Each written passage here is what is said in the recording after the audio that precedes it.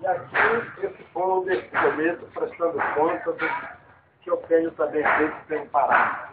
É bom que a gente leia para ver se vale a pena votar no dia, tá bom?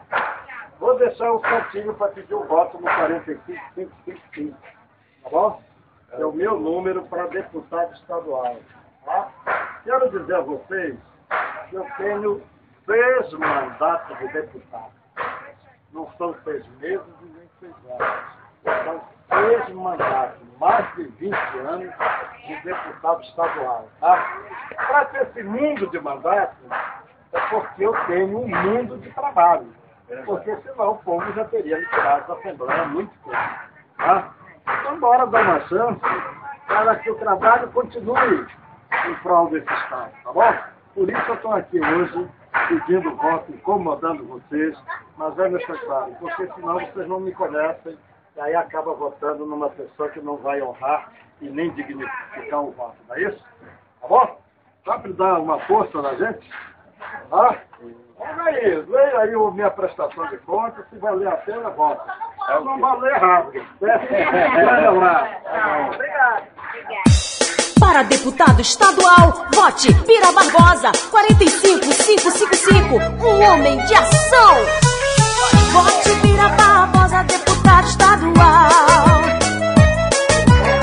45555, eu vou confirmar.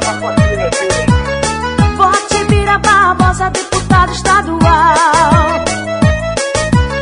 45555, eu vou confirmar. Homem de ação, de coração, meu voto é Bira Barbosa, com experiência e dedicação, representando o povão.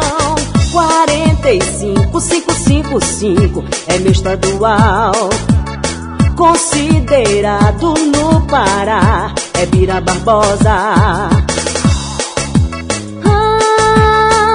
Meu voto é Bira estadual. Sexto mandato no Pará. São 20 anos na Assembleia. 45555. Vote na experiência. Bira Barbosa, 45555. Um homem de ação. Vote Bira Barbosa, deputado estadual. 45555, eu vou confirmar. Vote Bira Barbosa, deputado estadual. 45555, eu vou confirmar. Homem de ação, de coração, meu voto é Bira Barbosa, com experiência e dedicação, representando o povão. 45555 é meu estadual, considerado no Pará, é Bira Barbosa. Meu voto é Bira estadual. Sexto mandato no Pará. São 20 anos na Assembleia. 45555. Meu voto é Bira estadual. Sexto mandato no Pará.